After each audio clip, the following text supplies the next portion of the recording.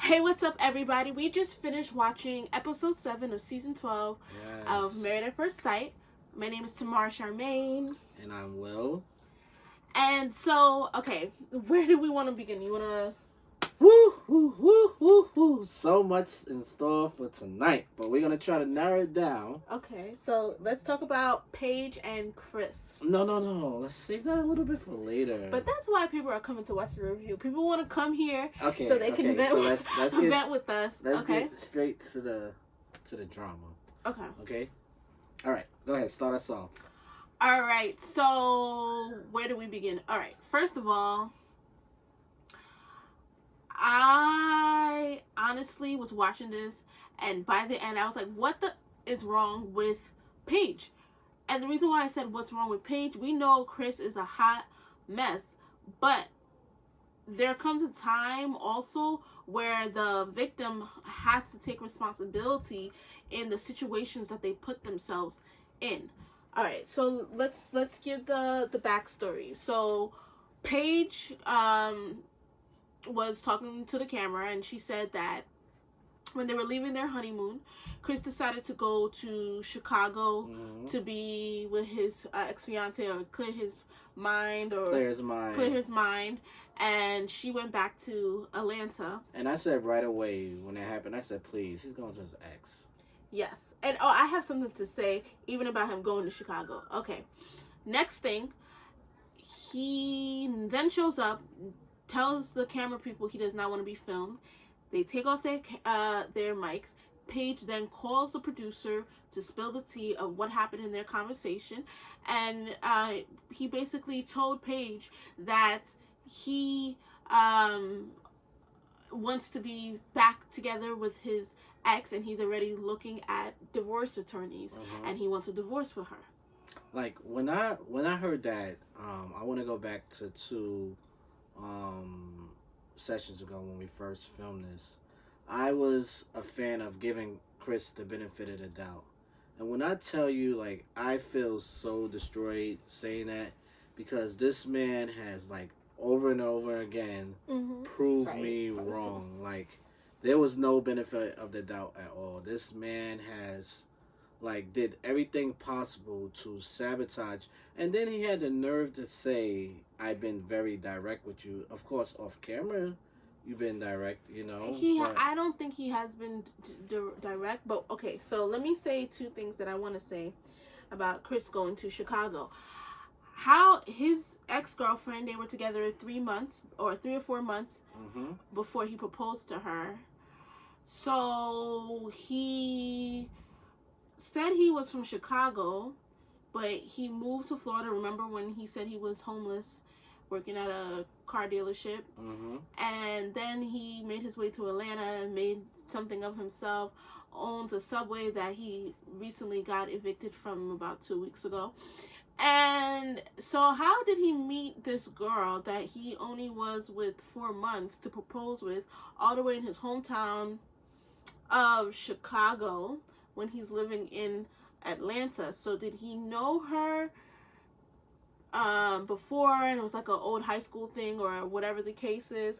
So I just felt that was a little, I caught that. I was like, wait, why is she in Chicago if he's been in Atlanta and Florida? He hasn't left home in a minute. So I caught that. And then and then as far as your comment of him being direct or indirect, he's been very indirect. He literally slept with her to say I'm not, and then said I'm not attracted to you, and then he slept with her again.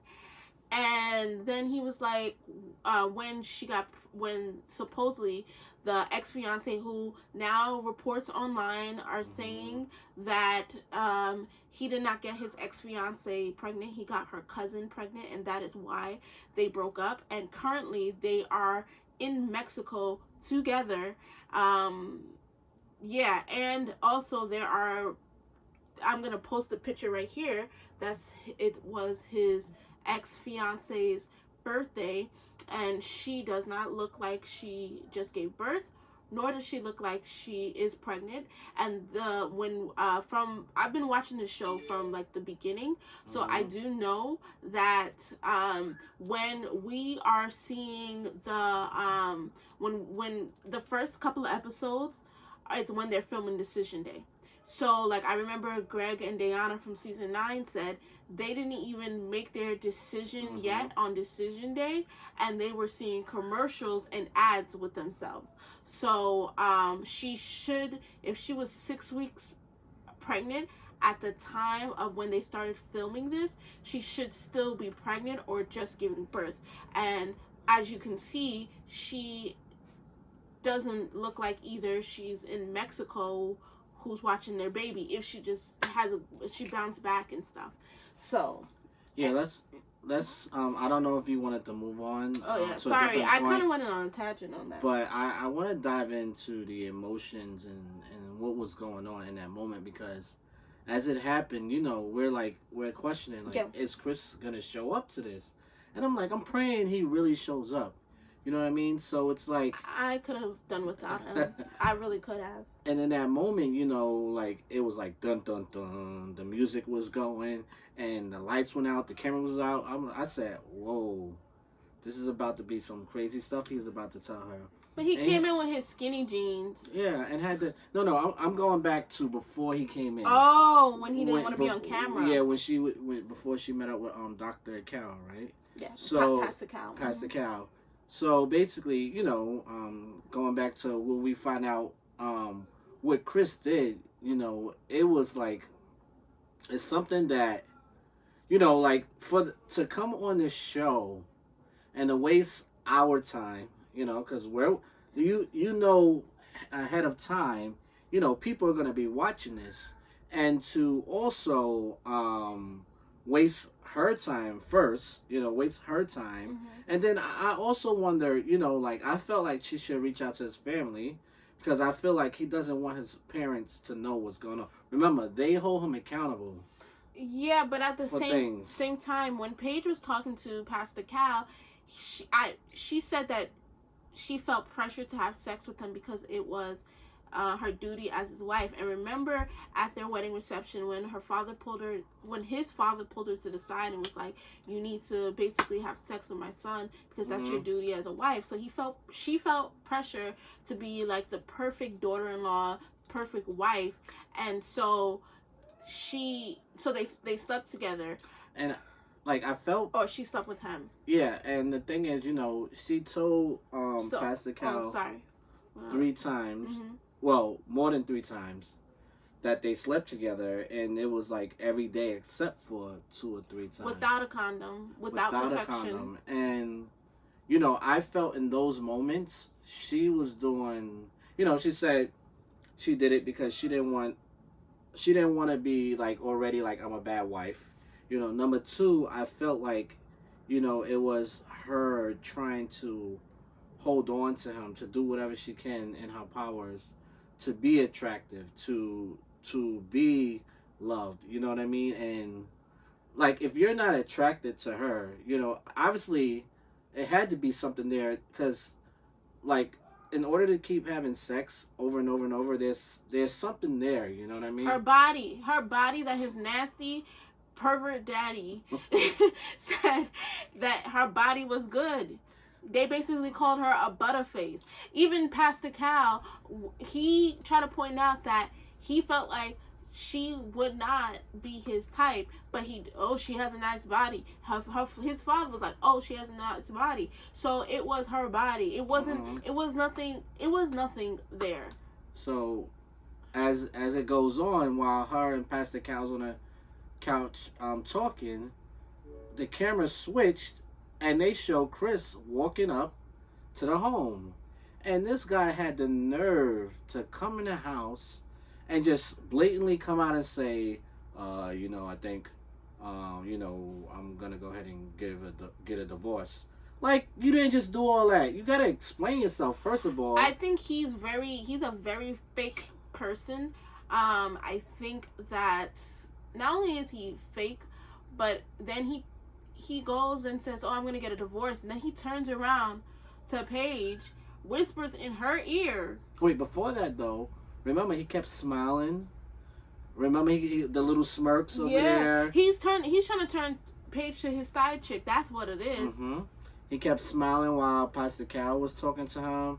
You know, he didn't take it seriously. It seems like his mind, to me, in that moment was made up. And still, even after Pastor Cal left, like you just said, he whispered something in her ear.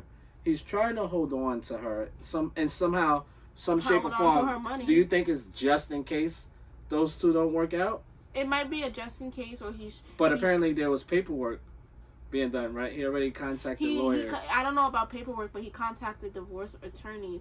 He knows Paige is a good booty call while he's in Atlanta and his ex-fiance is in Chicago. And like that's a girl that he could always like depend on. That's what that is. And I am truly disgusted by him. And I've been watching this show from the beginning, and this show, like 90 Day Fiance, I've seen the trajectory of ratings and like how like the people they chose from the beginning and now.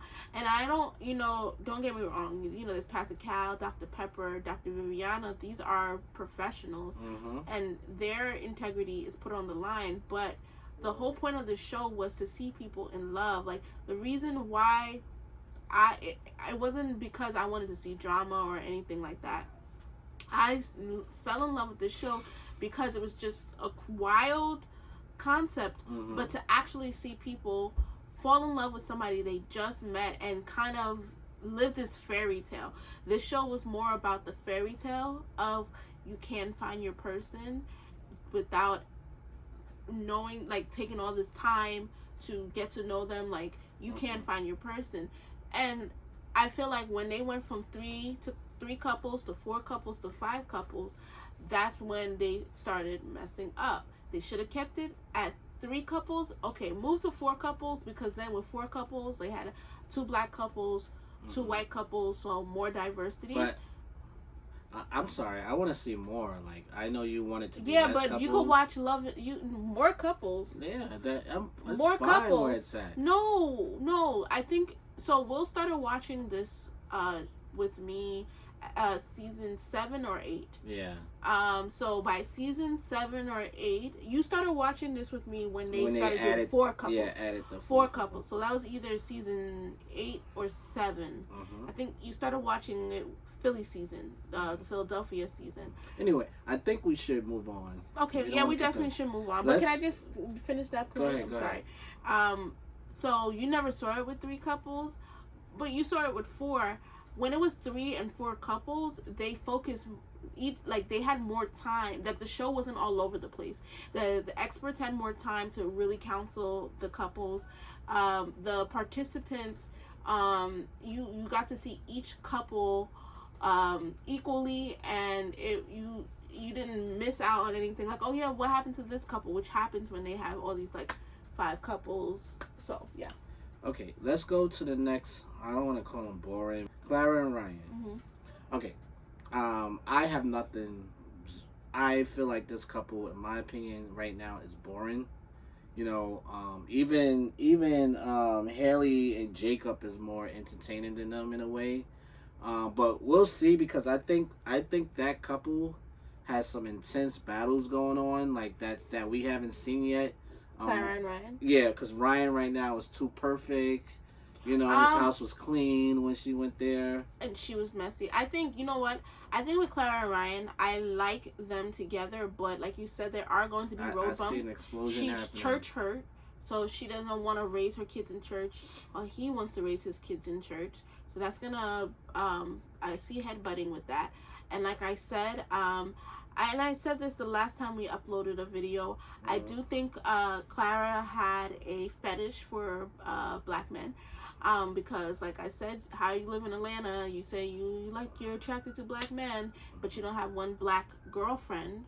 And you live in Atlanta, so that's telling. But because Ryan is such a good guy, it's gonna be more than just like who he is, his outward. That it's gonna be about who, like, he's such a sweet guy, and everything is like everything that she put into her past relationships, she's getting in return with Ryan. But they are a bit. I don't think they're a bit boring. I think it's not. They're not really. What's the word I'm looking for? They're not really being vulnerable yet. Like, to me, like, I haven't seen that stage yet in this. So I think as the show go on, I'm sure we'll open up more about this couple. But I think we should move on to Haley and Jacob. Okay, so how I feel about Haley and Jacob. Jacob is that weird and kid, and everybody knows they've been in a situation where maybe they were a Jacob, or maybe they made fun of a Jacob, or maybe you've been both. Jacob is that weird loner that people laugh at, people make fun of, even his friends make fun of him, and he's grown to be very socially awkward. And so their point of contention was, from the last episode, Haley lied to Jacob and said that she was going to go downstairs to the bar for a girls' night.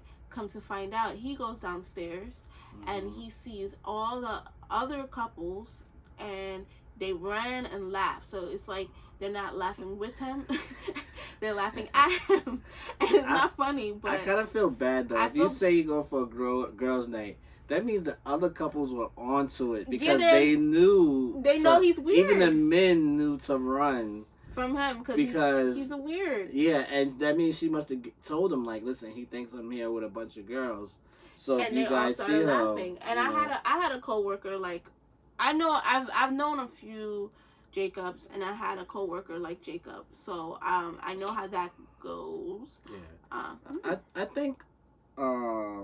I think she could have been more.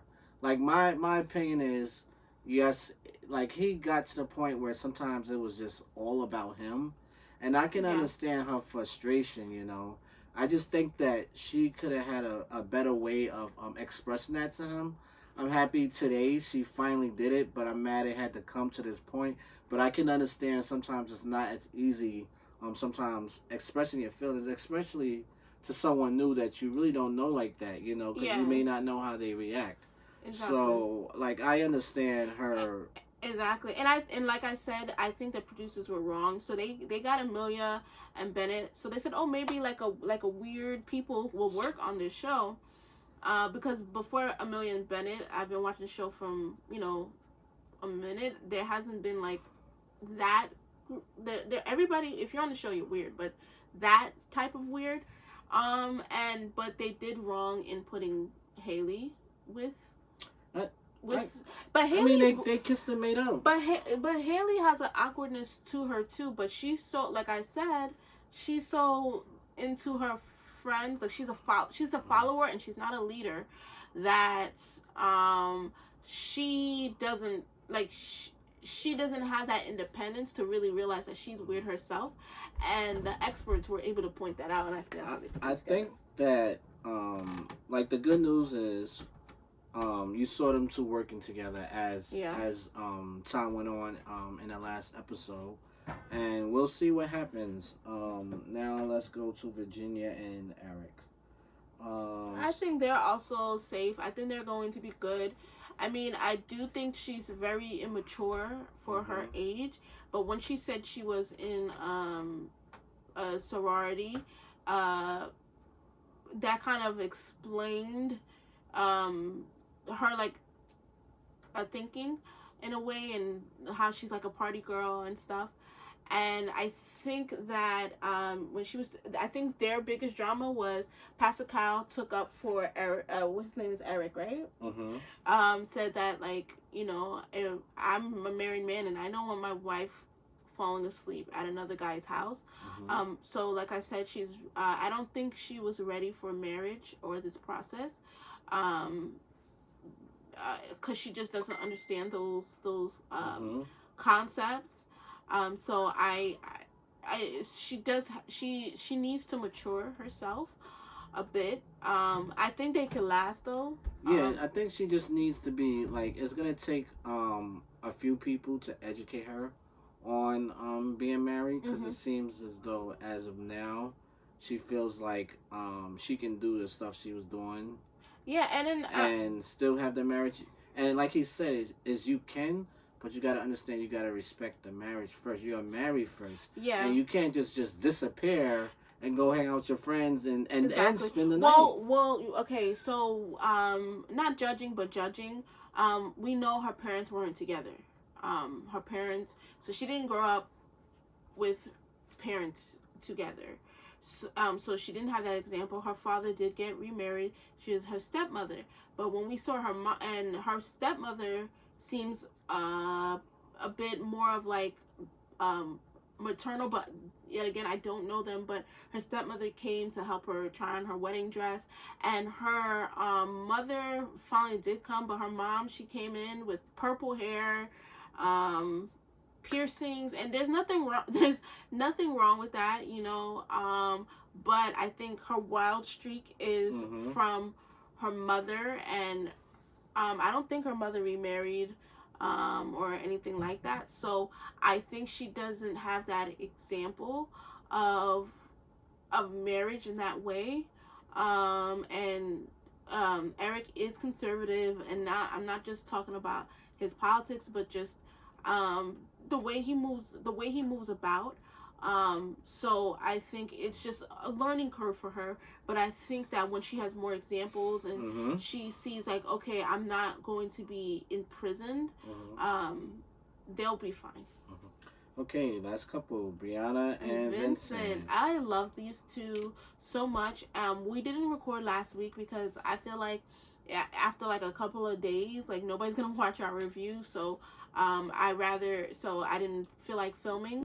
One thing that I wanted to know from last week and this week, which I 100% respect Vincent for this, he understands the weight of a black woman on television and how often black women get misconstrued as angry women, attitude. So he's very respectful, and he, as a husband and as her protector, to not call her out for her attitude on camera unless she's comfortable with it, to not say she has an attitude or any of those things on camera, because he's protecting her, their image, but particularly her, and being as a husband should. And I love that he's not trying to push that narrative. He will find every word in the book before he'll say you have an attitude, because then what will happen is the producers will take that, spin that, and then you have an angry black woman. So I respect Vincent and commend him 100% for that.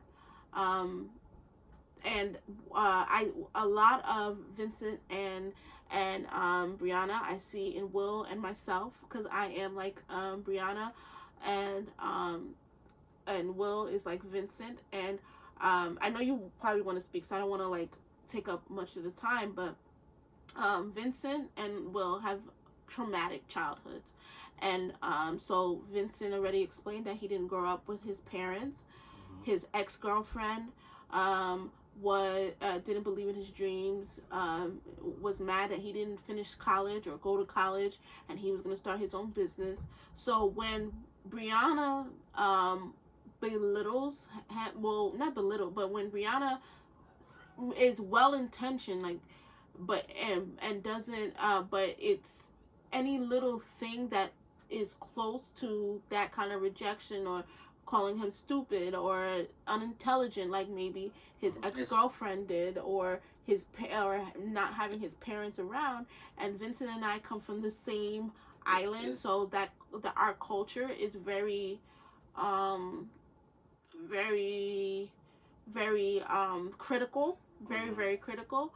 So that takes him back, and so I understood why he was upset, because I've been with this man for over a decade, and so I got it. It's the little subliminal messages, the jabs, the smart comments, you know, that you kind of like laugh in a joking manner, but at the same time, you know, you kind of feel it, you know what I mean? And I think what happened tonight, you know, with him spilling something, that's like if the roles were reversed, you know, she you know, I call you spunking, you know what I mean? But sometimes you can be klutzy. And he's done that. But that's like if I joke around with you and I see you spill something and I seriously joke and I say something sort of offensive in a way, like, there you go again, you can't control yourself.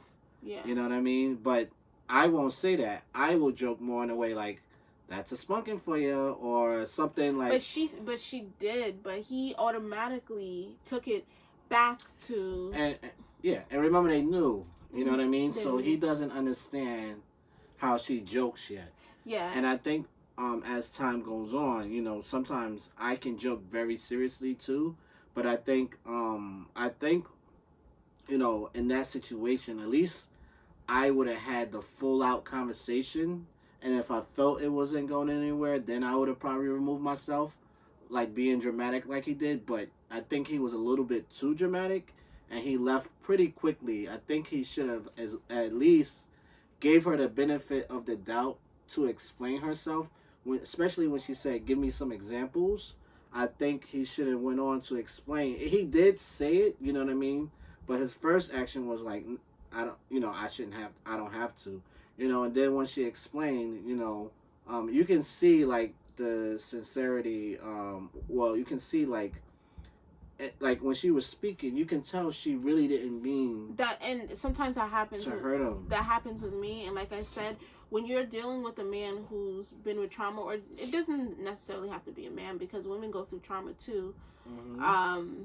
Certain things you pay for, certain things that you have to pay for because of other people. Like you're paying for other people's treatment towards your spouse, and you don't even realize that. That's why therapy is super important. Understanding, like, okay, why am I upset? You have to, like, okay, this person made me upset. What is making me upset? What did this person say? And analyze it. And a lot of people don't have the whereabouts, or when you're in that moment, your cerebral way of thinking. I'm not gonna get into the science, but it's not gonna be to like, okay, what is this feeling that's coming up? Normal people, when you're in the heat of the moment, you have a million thoughts at once, and anger is going to be like the first thing. But I commend Vincent for protecting Brianna's image, and yeah, and I think that's pretty much it. I think what about this couple being our favorite, you know, love usually ends up turn out to be everybody's favorite. You know what I mean? When you see that love there. That's what I'm saying. Like, you don't need to get these. You don't need to have 5 couples and have a throwaway couple. We're not gonna go like there they've been again. Like ever since they've had 5 couples, there's always a train wreck couple. Like there's always a couple that leaves the show early. So stop with the 5 couples. Anyway, all right. Bye, guys. Well, I didn't get my last point off what I was trying to say, but I'll save that point for next time. You guys take care. I'm Will. And I'm Tamara. All right, guys. Take care.